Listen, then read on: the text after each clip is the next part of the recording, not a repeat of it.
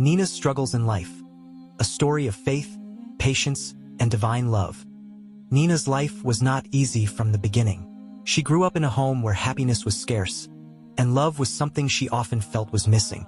Yet, even in a darkness, Allah placed light in her heart. She befriended many of the elderly within her village, and would spend her days helping them with their chores and errands, combing their hair, or just sharing her sense of humor with them to cheer them up. They all loved Neenah and could not say enough good things about her. It was through the kind words and well wishes of others that Allah Almighty planted the seed of love and dedication into her heart for Him and His Rasul. Peace and blessings of Allah be upon him. Neenah recognized this love from a very young age, although she was not aware of where it was coming from. She had not gone far in school and could not read or write, but despite this she was able to somehow pick up books of knots and teach herself to recite them without having heard others recite them before. Being as young as she was, she did not fully grasp how miraculous this was. Once she had learned a knot, she would place a copy of the knot in one pocket of her dress, and all the other pockets with candies. She would then head out to look for the tallest tree that she could find, climb it and position herself on the highest limb. Then with the most carefree attitude, she would pull out her copy and started to sing the knot, Qasida or Munajat. Neenah was so mesmerized by her own singing that she wouldn't even notice that people were yelling at her to come down from their tree. Learning these knots gave Neenah a boost of confidence and a feeling of purpose. Having little to no education, she was often made to feel like a disappointment or embarrassment to her family, especially her father. But Almighty Allah made her feel like the most loved little girl in the world. Through the love and blessings that she showered unto the beloved Prophet Muhammad, peace and blessings of Allah be upon him, each time she recited one line of a knot, Allah poured His love onto her, so she did not miss the love which she did not receive at home.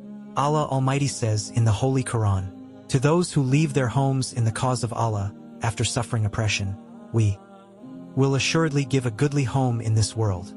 But truly the reward of the hereafter will be greater, if they only realized. They are those who persevere in patience and put their trust on their Lord."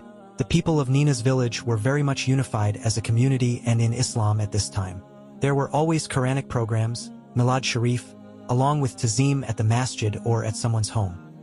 Living in a small village, whenever there is a Quran and Milad program, Neenah was always there, whether she was invited or not. If she was not already on the program, and the program was running out of time, she would yell from within the crowd that she did not have her turn to sing, and they would always accommodate time for her. Unfortunately, things did not stay this way. People could not agree on certain aspects of Islam, and so it broke off into different sects.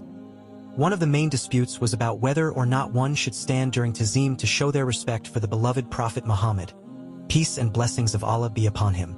Neenah's family was a part of the Sunni Muslim community who believed very strongly in standing during Tazim. This caused her family to be left out of certain functions. Being a child, Neenah had little comprehension to all these politics and so went about her business, attending whatever functions she felt like. She attended the function of a brother who was against standing during Tazim. There were about 200 people at this particular function, as it was in preparation of a wedding. Things seemed to be going normally as far as she could tell. In the second part of the program, which is the Milad Sharif, she got a chance to recite her knot as usual. And then they began to recite Tazim, and Neenah rose to her feet as she usually did. It took a couple of seconds for her to realize that she was the only one out of the 200 people that was standing for the Tazim.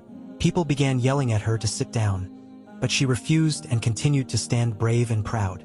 Even after all of this, Neenah was still in the dark as to what had just happened. She went home and proudly told her mother she was the only one who stood up for Tazim at the function, and that everyone else was too lazy to stand up for the Tazim.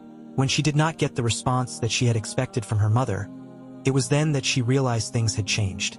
When she questioned her mother as to why things were different now, her mother simply responded, "You are too young to understand. Just don't go to functions that we are not invited to anymore." Neenah took this very seriously and listened to her mother with deep grievance. The seed that Allah Almighty had planted in Neenah's heart for the love of the Prophet, peace and blessings of Allah be upon him, through her love of reciting knots, had been flourishing beautifully up until this point. She knew that she could not let the ignorance of a few people bring her spirits down. As she got older, she started taking a more active role in ladies' religious meetings. She wanted to share her love of knots and salams on the beloved Holy Prophet Muhammad, peace and blessings of Allah be upon him, with others.